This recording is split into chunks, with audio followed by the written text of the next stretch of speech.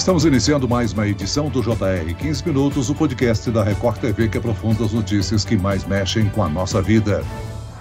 Mais de 60 pessoas já morreram na onda de protestos que está acontecendo no Peru desde o final do ano passado. As manifestações chegaram à capital, Lima, e o governo fechou o acesso a Machu Picchu, com medo de que os visitantes da principal atração turística do país possam ser afetados. Os protestos pedem a renúncia da presidente Dina Boluarte, que assumiu o governo depois de uma tentativa de golpe do ex-presidente Pedro Castillo, de quem ela era vice. Como o país chegou a essa situação? O que explica essa onda de revolta popular? O que é preciso para controlar essa crise? O 15 Minutos de hoje esclarece essas e outras dúvidas com o professor de Relações Internacionais e de Economia do IBMEC São Paulo, Alexandre Pires. Bem-vindo novamente ao nosso podcast, professor. Olá, Celso, é um prazer estar com vocês. Quem nos acompanha nessa entrevista é o repórter da Record TV em Brasília, Alessandro Saturno. Ele esteve no Peru no início dos protestos em dezembro. Alessandro, qual era a situação no país durante a sua visita e como é que você compara com a situação atual? Oi, Celso, prazer participar mais uma vez do podcast. Celso, nós chegamos lá mais ou menos no início de dezembro,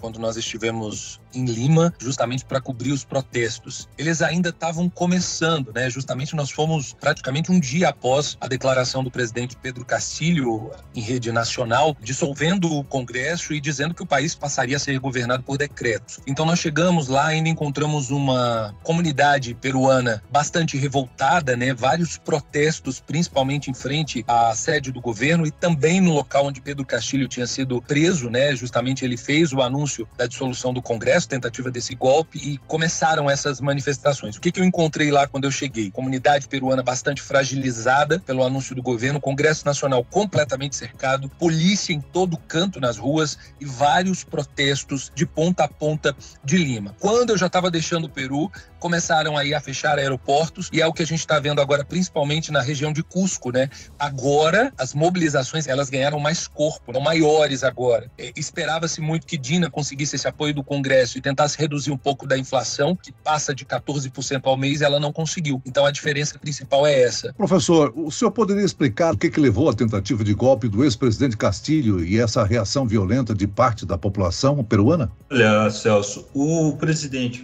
Castillo, ele entra num contexto de um governo que está vivendo em crise econômica, ou seja, um mundo em crise econômica. E ele tem que lidar rápido com isso. As escolhas foram ruins porque houve um erro de avaliação por parte do Castillo, que ele considerou que todos os problemas tinham uma origem nacional. E aí, claro, ele tentou que, ao longo do processo, negociar com o Congresso peruano, que é um Congresso majoritariamente opositor, que é a direita que controla o Congresso. Eles ainda foram muito, digamos assim, receptivos a algumas propostas, mas conforme aquilo não avançava e o presidente não comunicava bem aquilo à população, aquelas crises ligadas à pandemia, ao sistema de escoamento de produtos que ficou travado muito tempo por causa do lockdown na China e depois a guerra da Ucrânia, isso tudo fez com que o governo passasse a mais e mais desgastes políticos, maior dificuldade de negociação no Congresso, e aí ele partiu para uma saída que foi essa saída extremada aí, que foi a tentativa de um golpe, digamos assim, de Estado, criar um estado de exceção, fechando o Congresso. Mas os protestos contra ele já estavam se avolumando desde o início do ano passado. O grande problema é que a saída possível constitucional era o vice assumir, e nesse caso a vice-presidente, a Dina Boluarte, ela assume o governo. Só que ela assume o governo já sem nenhuma condição de manter qualquer política sólida. E ela toma uma iniciativa interessante, que é buscar a antecipação das eleições. O grande problema que eu vejo desses protestos não terem diminuído, além da crise econômica, internacional, inflacionária continuar, é que o projeto que ela mandou e que acabou vigorando é a antecipação das eleições gerais de 26 para 2024. Então ela teria que entregar antecipadamente em julho de 24. É muito otimismo. Então o que ela deveria ter feito? E aí por isso que essa crise não se resolve. Ela deveria ter antecipado para muito mais próximo agora, ou seja, para 2023, julho de 2023, talvez até antes, para que houvesse um novo processo eleitoral e aí, quem sabe, houvesse uma recomposição, e essa discussão toda que está sendo feita por meio de protestos estaria sendo feita por meio de uma campanha eleitoral. No momento a gente tem notícia de mais de 60 mortos nas manifestações. A gente pode, digamos assim, identificar quem são os autores dessas manifestações? Olha, quando começam as manifestações no início de 2022, quem chama a greve, primeiro é o setor de transportes, né, e o outro é o setor agrícola, que são os que talvez são mais afetados por uma crise ligada ao preço das importações. E esses setores têm muita dificuldade quando há algum desequilíbrio no setor da balança comercial. Por quê? Para o país começar a ajustar isso, ele tem que muitas vezes desvalorizar a moeda para aguentar um choque internacional desse. Quando ele desvaloriza a moeda, há uma perda de poder aquisitivo desses setores. E aí, porque eles vão ter que pagar mais para comprar produtos manufaturados. E não são eletrônicos, né? Quando a gente pensa em manufaturado, a gente pensa já em eletrônicos, coisas supérfluas. Não. Às vezes são produtos ligados à higiene pessoal, alimentos processados, itens muito básicos. E isso vai afetando o quê? A sensação de bem-estar da população. Todos estão vendo que esses setores seriam o que nós chamaríamos de setores de classe média. E por isso que a manifestação está tão forte. Porque quando você pega esses setores que são mais articulados e estão sentindo mais fortemente a crise, né, eles conseguem manter esse protesto por mais tempo. O lado complicado, quanto mais o país fica em crise e mais esses setores estão envolvidos, mais a economia entra em crise, a produção de itens para exportação entra em crise e aí a capacidade de pagar as importações fica mais difícil. É uma crise que se retroalimenta. Celso, o que me chama a atenção, e eu acho que a gente pode trazer esse dado aqui à baila nessa conversa, é muito importante, mais de 30 anos de república, né, peruana, e nós contabilizamos 10 presidentes, sendo que desses 10, 8, pelo menos, ou foram presos ou têm envolvimento com algum tipo de corrupção lá no país. Agora, a minha pergunta para o professor é bem clara. Quando eu assisti, né, a gente estava a caminho do Peru, eu estava assistindo ao discurso, né, no qual Pedro Castilho foi para a televisão justamente para anunciar a dissolução do Congresso, colocar medidas restritivas para o país, como toque de recolher, e também anunciar que o país seria governado por meio de decreto. Eu vi que ele tremia bastante. Então, nem ele mesmo acreditava que o anúncio dele seria aceito ou não. Professor, esse problema que o Peru enfrenta foi justamente a falta de apoio de Castilho, tanto do Congresso como até mesmo do Judiciário, porque boa parte dos parlamentares também deram para trás, né? A falta de apoio dele para poder realmente fundamentar esse golpe e conseguir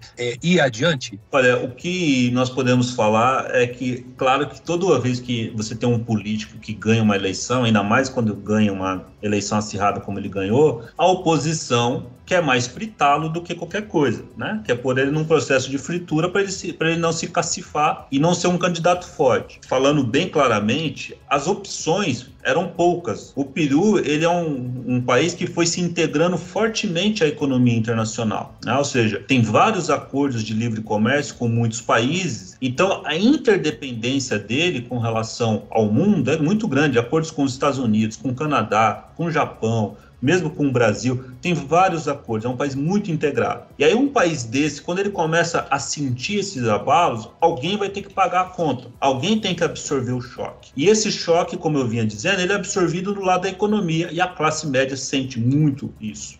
O que o Pedro Castilho talvez tenha visto é que não havia solução possível. Claro que nesse momento era importante que ele tivesse tentado negociar algum tipo de pacote, né, e tentar trazer a oposição, né, para isso. Ou seja, olha, nós vamos ter que fazer aqui um governo de união porque o país está passando por uma grande crise, é uma crise internacional, a inflação está aumentando no mundo. Então, o que faltou ali foi tempo, eu acho que até mais isso, tempo político suficiente para ele tentar costurar algum acordo. Mas o ponto importante também é que o Pedro Castilho ele é uma figura muito divisiva, tem muitas acusações que pesam contra ele, ligadas inclusive à questão de crimes, né, não só questões políticas. Então, era uma figura com muita pouca capacidade de ser, digamos assim, o líder da nação naquele momento. Professor, a Keiko Fujimori, que é filha do Alberto Fujimori, né, que, digamos assim, promoveu um alto golpe durante a gestão como presidente, mas em contrapartida ofereceu uma solução econômica para a população do país. Qual a oportunidade dela voltar a disputar uma eleição e ser eleita presidente do Peru? Olha, ela deve ser candidata nessas eleições de 2024, mas a crise está tão intensa que essas situações são sempre situações que trazem figuras, muitas vezes, outsiders, né? Às vezes nomes menos conhecidos. Então, do mesmo jeito que o Pedro Castillo foi um pouco uma surpresa, né, quando ele ganha, talvez nós tenhamos aí uma figura fora desse circuito que ganhe em 2024. Eu estou falando de 2024 como se fosse líquido e certo que as eleições ocorram só lá. O Peru está em estado de emergência desde dezembro. Então, assim, o país está numa crise muito mais profunda, não tem uma normalidade institucional. Então, tudo isso que nós estamos conversando aqui, talvez mude em pouco menos de semanas, né? Talvez veja-se que as eleições são necessárias e essa repressão policial tem causado mais problemas do que soluções, né? Ou seja, cada vez tem mais policiais mobilizados, né? As Forças Armadas estão se mobilizando e isso tudo pode ser um convite para quê? Né? Por uma ruptura institucional. Nesse ponto vai chegar uma hora, e essa é a minha grande preocupação, é que isso tudo evolua para a pior das crises econômicas, que nós chamamos de crise da balança de pagamentos. Se o balanço de pagamentos dele entrar em crise, ou seja, eles não conseguirem pagar as importações, aí sim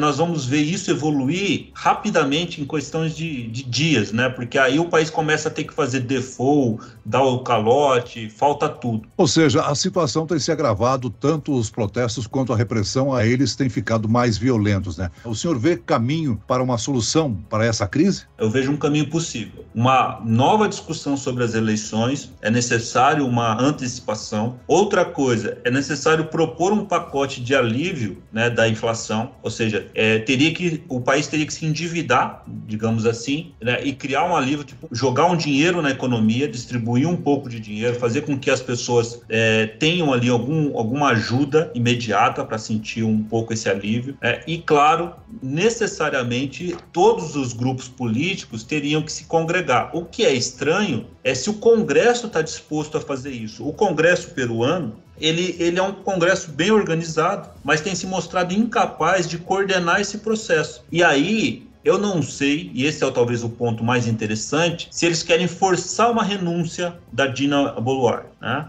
Ou seja, talvez seja isso que nós não estejamos vendo. Ou seja, o que eles querem é que a esquerda, né, a Dina, ela renuncia ao poder. E aí sim, tudo volta para a mão do Congresso e eles podem conduzir. É como se fosse o ponto seguinte: nós temos os meios para solucionar, mas primeiro você tem que sair de cena em definitivo. Esse é o cabo de guerra que está acontecendo ali e está sacrificando demais a população peruana. Eu queria saber o seguinte, professor: o agravamento dessa crise lá no Peru, ela pode levar também outros países da América Latina a tentar mediar uma solução dentro do país, né? A Organização dos Estados Americanos, a OEA, por exemplo, que já teve um papel importante na região, ela ainda tem relevância em situação como essa, né? Eu queria que o senhor fizesse um pouquinho uma análise desse cenário. Se o conflito escalar um pouco mais, os movimentos sociais, eles têm seus níveis de violência coletiva. Esse nível que a gente chama de tumulto, né, que são esses quebra-quebras, essas tomadas, essas grandes demonstrações, elas normalmente não chamam, digamos assim, uma intervenção, um apoio, uma ajuda, uma intermediação externa. Mas se isso evoluir para um conflito com características mais de um conflito armado, tiroteios, ou seja, a coisa começar a beirar um estado quase de guerra civil, muito provavelmente as nações vão se voluntariar, Brasil, né, Argentina, para tentar ver se eles conseguem conter esse processo para que não vire um rastilho de pólvora. Por enquanto, os países, até para tentarem não desestabilizar a nação que está com problemas, tentam reconhecer que as instituições estão funcionando, que o Estado ainda está operante, para tentar não prejudicar ainda mais o processo, mostrando que o Estado faliu. Porque quando você vem com uma ajuda externa, é como se você tivesse dado um atestado de falência do Estado. O Estado não é capaz mais de controlar os seus conflitos e controlar a sua população e seu território. Então esse passo tem que ser dado com muita cautela. Por enquanto, com esse nível de morte e de violência, eu não acredito que nenhuma das nações ainda vai se voluntariar para uma intermediação. Agora, professor, a crise lá no Peru pode afetar o Brasil? Pode afetar o Brasil. O Brasil é um parceiro, não é um dos maiores parceiros, mas pode afetar porque países como os nossos, eles, digamos assim, são usados como exemplo. Ou seja, se o Peru está com problemas, o investidor estrangeiro costuma pensar o seguinte: O Peru é um pouco parecido com o Brasil em alguns aspectos, então talvez o Peru esteja antecipando um cenário, isso é o que nós chamamos de contágio. O Brasil, se nós olharmos bem nos últimos 20 anos, tem buscado cada vez mais mostrar para o mundo que ele não se parece com esses países, né? Tenta mostrar que tem uma outra condução para não ser vítima de contágio. Nós já fomos vítimas de vários contágios. Crise da Rússia em 98, crise da Malásia em 97, as crises argentinas nos afetavam muito. Agora o investidor estrangeiro parece que começa a ver que Brasil e Argentina, Brasil e Peru, Brasil e Colômbia, Brasil não são a mesma coisa. Muito bem, nós chegamos ao fim desta edição do 15 Minutos. Eu quero aqui agradecer a participação e as informações do professor de Relações Internacionais do IBMEC São Paulo, Alexandre Pires. Muito obrigado, professor. Eu que agradeço o convite, estou sempre à disposição, Celso. E agradeço também a presença do repórter da Record TV em Brasília, Alessandro Saturno. Obrigado, Alessandro. Celso, mais uma vez, obrigado pelo convite, obrigado, professor, pelos esclarecimentos e até a próxima. Esse podcast contou com a produção de David Bezerra e dos estagiários Lucas Brito e Kátia Brazão. Sonoplastia de Marcos Vinícius, coordenação de conteúdo Edivaldo Nunes e Deni Almeida. Direção editorial Tiago Contreira, vice-presidente de jornalismo Antônio Guerreiro. E eu, Celso Freitas, te aguardo no próximo episódio. Até amanhã.